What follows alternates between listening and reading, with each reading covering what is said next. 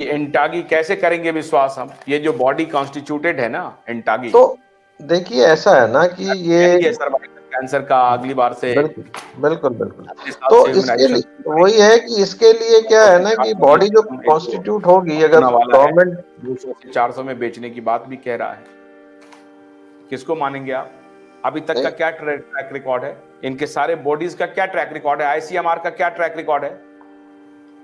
क्या नहीं track record है एंटागी का? देखिए देखिए जैसे कि आपको पता होगा कि जो पार्लियामेंट्री फंक्शनिंग है उसमें एक चीज होती है जिसे बोलते हैं जॉइंट पार्लियामेंट्री कमेटी, तो जिसमें कि सिर्फ रूलिंग पार्टी नहीं और बाकी लोग भी होते हैं। इसी तरह से अगर कोई ऐसी पार्टी कमेटी बनती है जिसमें कि ये ढूंढा जाए कि आखिर हम लोग कोविड में कहाँ पे गलती किए हैं, तो इसमें सिर्फ वो नहीं होना चाहिए कि गवर्नमेंट के नुमाइंदे हों, उसमें वो लोग भी हों जो कि इस गवर्नमेंट के लाइन को नहीं एग्री करते थे और जिनके जो जो डिसेंटिंग व्यू पॉइंट्स थे, चाहे वो अक्रॉस द वर्ल्ड हो या इंडिया में हो।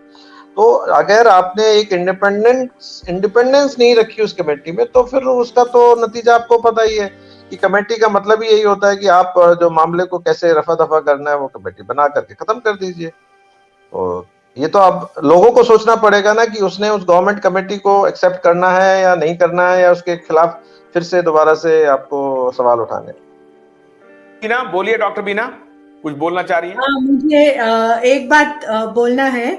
जैसे इवेंट 201 हुआ था, वैसे अक्टूबर 23 2022 को फिर से हेल्थ मिनिस्टर्स को मिला के पूरे देश के हेल्थ मिनिस्टर शायद 15 या 20 थे, उसके साथ उनके साथ बिल गेट्स भी थे। ऐसा और एक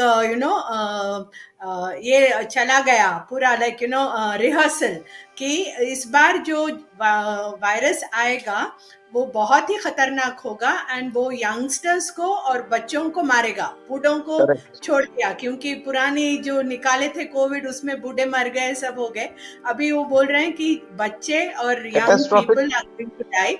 तो उसके लिए इमरजेंसी में आप क्या क्या करोगे बोल के बिल गेट्स एक मीटिंग खड़ा करके सबसे सलाह मशवरा कर रहे थे कि कितना जल्दी लॉकडाउन करेंगे, कितना जल्दी वैक्सीन को ला पाओगे, what are the measures that you are going to take. So ये जो है ये खत्म नहीं हुआ एंड हम लोग सब दूध के जले हुए हैं, तो छाछ को भी हम फूक फूक के ही पीना पड़ेगा, बिकॉज बहुत हमको धोखा हुआ है इस मेडिकल इंडस्ट्री में।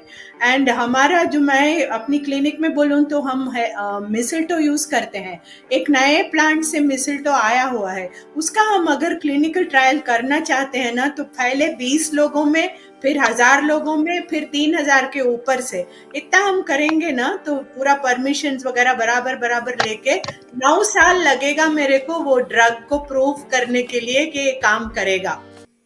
एंड यहाँ पे जो है 3 महीने में 6 महीने में हम लोग वैक्सीन निकाल दे रहे हैं। तो इन सब चीजों को हमको प्रश्न करना पड़ेगा। जैसे सर बोलते हैं एकदम सबको बिलीव करने में भी गलती है।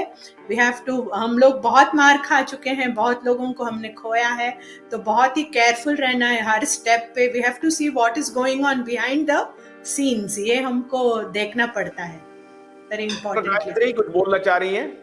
हाँ, सिर्फ मैं एक बोलना चाह रही हूँ कि इस पे थोड़ा सोल्यूशन, अभी जो फ्लोरिडा के गवर्नर है उन्होंने, अभी मैंने एक आर्टिकल पढ़ा उसमें लिखा था कि he has announced creating some public health integrity committee, so that is what we should all be thinking about.